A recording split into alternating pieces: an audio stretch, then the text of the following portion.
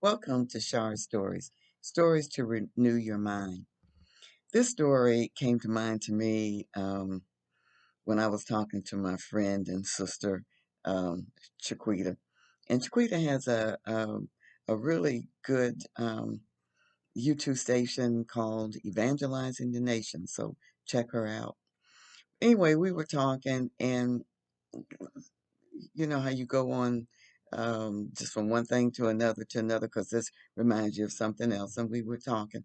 And it reminded me of it came up my college days.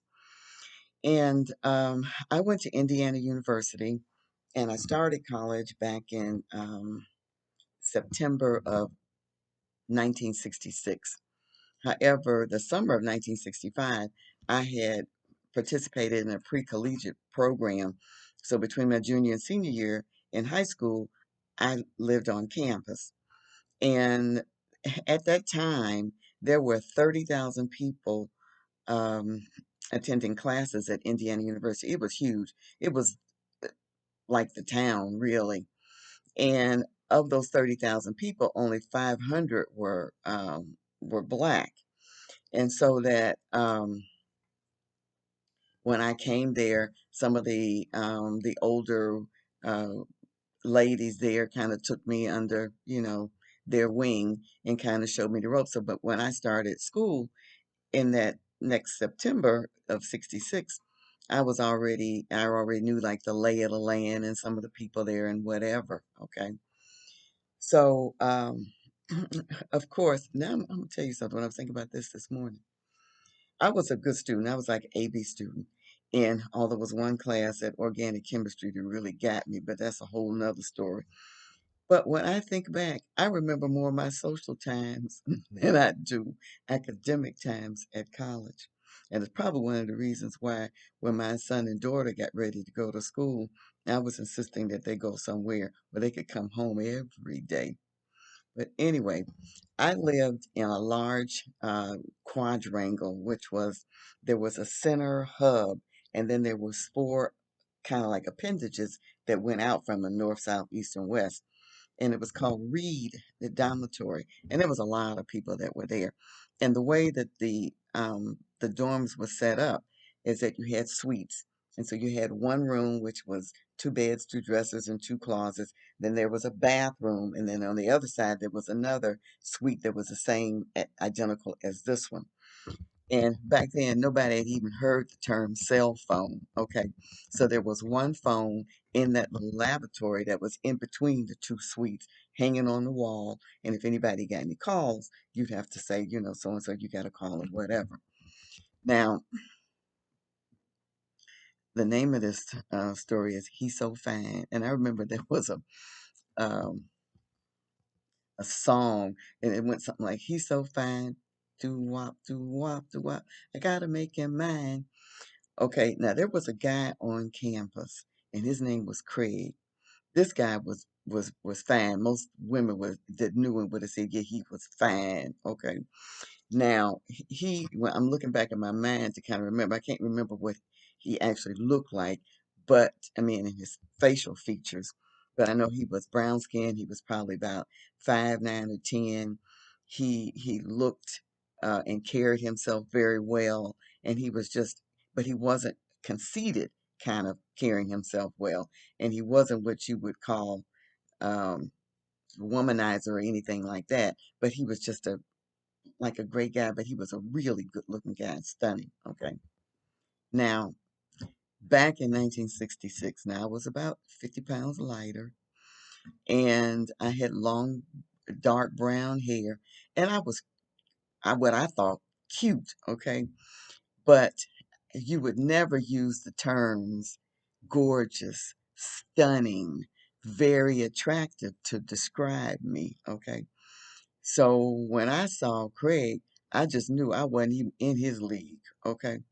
So it just, you see somebody and I didn't even get no hopes about that. He was just so far out of my league. And plus, he was a bit older. He might have been 1 or 2 years older because I was a freshman at that time.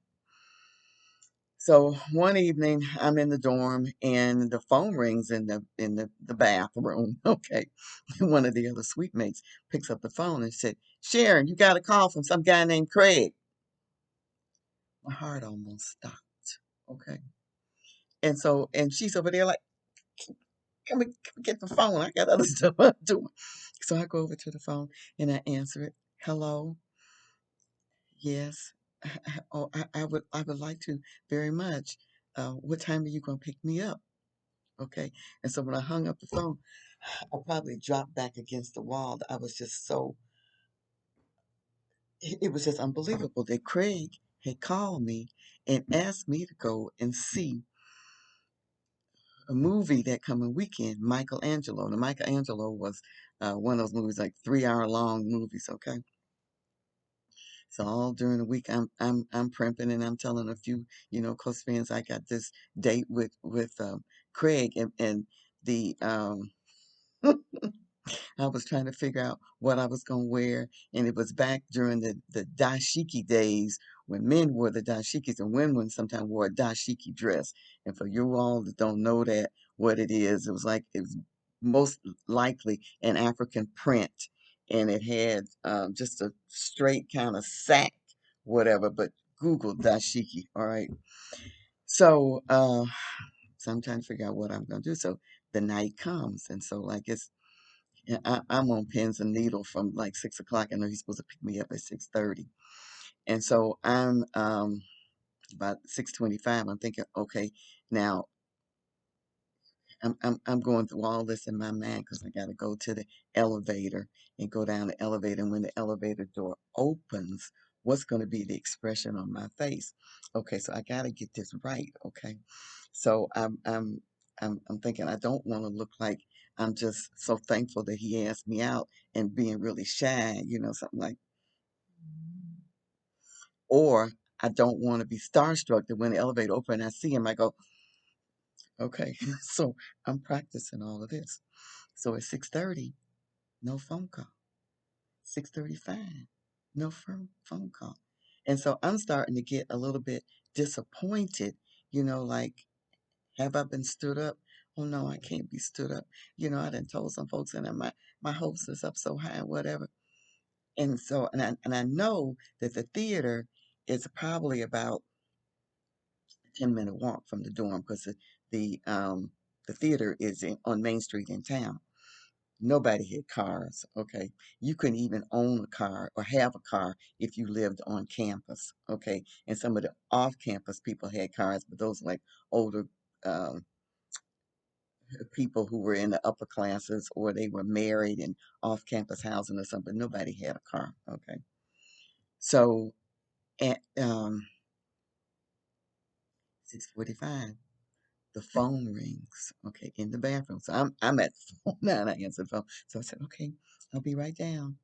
So so I'm on the elevator, and I'm gonna tell you, I might have been on the third or the fourth floor. It wasn't that many floors in there because it was a whole lot of floors on a whole lot of rooms on that floor. And oh, let me just mention it as an aside.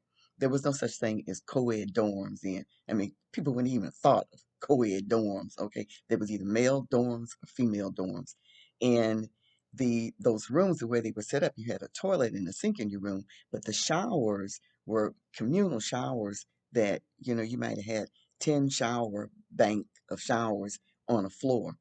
And if any man came on that floor, it was either maintenance or your father that came to visit or your brother or something like that. And when the elevator doors opened, you were supposed to yell, man on the floor, man on the floor. All right.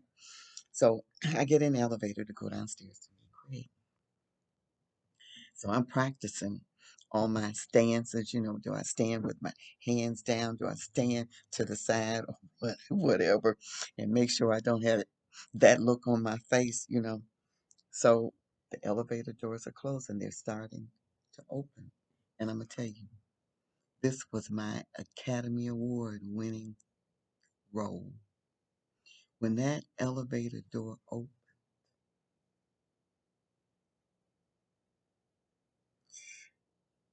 it was not the He's So Fine Craig. It was another Craig. It was a short, kind of dumpy looking Craig that I had never seen before. So somewhere he must have seen me, and and and you know, you could call and you could find out where people, what dorms they were in, or I just asked somebody. So, you know, I was not going to embarrass myself or embarrass him. Okay. So I just said, "Hi, how are you doing?" You know, and so he said, "Fine." He apologized for being late. And he said, "Well, let's go out this door over here." And, you know, because we are running a bit late. So I'm thinking, well, maybe this might not turn out so bad after all, because the door over there was the door that not only was closest to the movie theater, but that was the door where if you um, called for a taxi, the taxi would be waiting for you outside the door. So I said, well, maybe this ain't gonna be so bad after all, because he got a taxi, you know, to take us to the movies. Okay, so when we get to the door, he opens up the door and he holds it for me, and then he comes out, and then he said, "Come on, he said, come on, because we're gonna be late. We gotta run to the movies." Okay, so I'm thinking in my mind as I'm running, I know I ain't out here running to the movies with some guy I don't even know, you know, named Craig, who I thought was a so fine Craig. We got to the movies on time. We was running. And because that movie was 3 hours long, he fell asleep and snored doing Michelangelo. Okay. But I tell you, now I had to think a while about what scripture this was going to bring to mind. And by the way, I never saw him again. He never called, and I definitely wasn't trying to get in touch with him. But there is an old saying: all that glitters is not gold. But also Philippians 2:3 tells us, "Let nothing be done through strife or vainglory." Like I